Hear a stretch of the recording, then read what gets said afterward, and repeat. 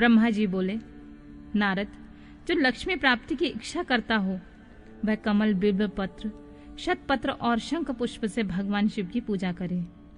ब्राह्मण, यदि 1,00,000 की संख्या में इन पुष्पों द्वारा भगवान शिव की पूजा संपन्न हो जाए तो सारे पापों का नाश हो जाता है और लक्ष्मी की प्राप्ति भी होती है। इसमें कोई संशय नहीं है। प्राचीन पुष्पों ने 20 कमलों का एक प्रस्थ बताया है। 1,000 बिल्व पत्रों को भी एक प्रस्थ कहा गया है। 1,000 शतपत्र से आधे प्रस्थ की परिभाषा की गई है। 16 पलों का एक प्रस्थ होता है, जो 10 टंकों का एक पल। इस मान से पत्र, पुष्प आदि को तौलना चाहिए। जब पूर्वोक्त संख्या वाले पुष्पों से शिव की पूजा हो जाती है, तब सकाम पुरुष अपने संपूर्ण अभीष्ट को प्राप्त कर लेता है। यदि उपासक के मन में कोई कामना ना हो तो वह पूर्वोक्त पूजन से शिव रूप हो जाता है।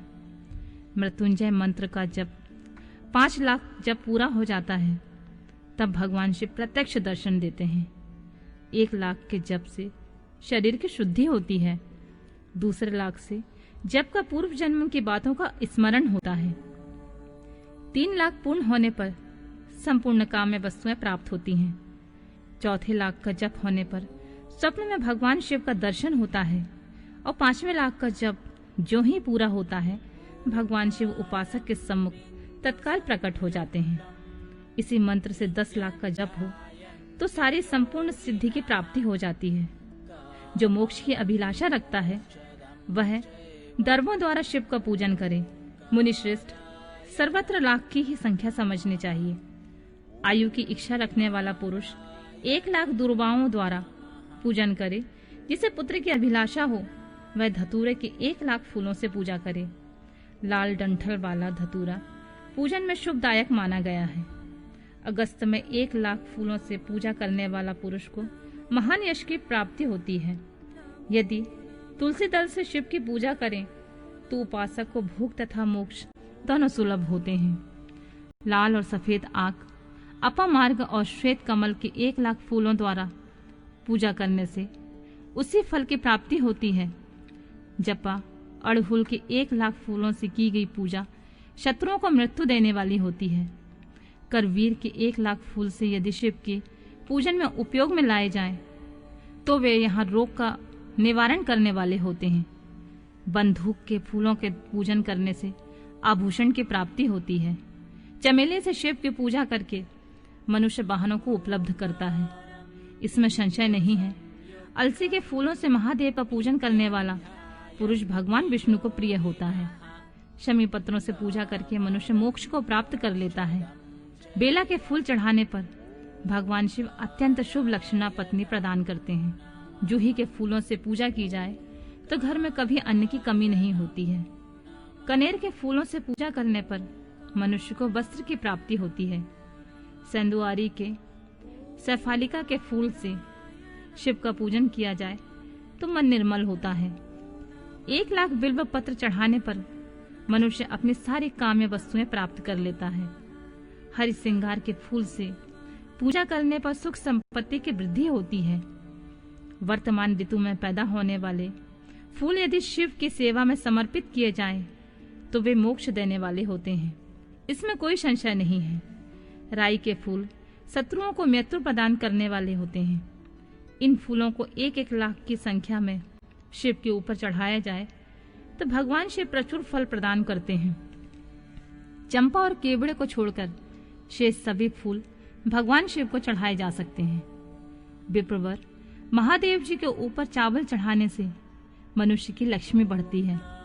ये चावल अखंडित होने चाहिए और उन्हें उत्तम भक्ति भाव से शिव के ऊपर चढ़ाना चाहिए। रुद्र प्रधान मंत्र से पूजा करके भगवान शिव के ऊपर सुंदर वस्त्र चढ़ाएं। उसी पर चावल रखकर समर्पित करें तो उत्तम है। भगवान शिव के ऊपर गंध, पुष्प आदि के साथ एक श्रीफल चढ़ाकर धूप आदि का निवेदन करें तो पूजा का पूरा पूरा फल प्राप्त होता है। वहां शिव के समीप 12 ब्राह्मण को भोजन कराएं। इससे मंत्र पूर्वक सांगोपांग लक्ष्य पूजा संपन्न होती है। जहाँ 100 मंत्र जपने की विधि हो, वहाँ 108 मंत्रों का जाप का विधान किया गया है। तिलों द्वारा शिव को 1,00,000 आहुति दी जाए अथवा 1,00,000 तिलों से शिव की पूजा की जाए तो वह बड़े बड़े पातकों का नाश करने वाली होती है।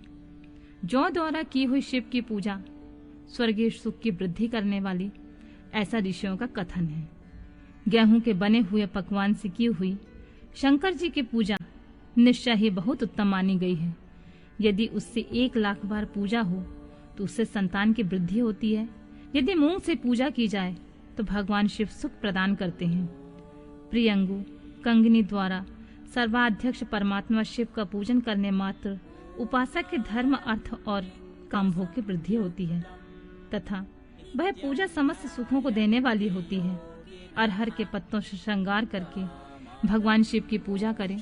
यह पूजा नाना प्रकार के सुखों और संपूर्ण फलों को देने वाली होती है। मुनिश्रेष्ठ, अब फूलों की लक्ष्य संख्या का तौल बताया जा रहा है। प्रसन्नता पूर्वक सुनो। सूक्ष्म मान का प्रदर्शन करने वाले व्यास जी ने एक प्रस्थ शंख पुष्प को 1,00,000 बताया। 11 प्रस्थ चमेली के फूल हो तो वही 1,00,000 फूलों का मान कहा गया है। जूही के 1,00,000 फूलों का वही मान है।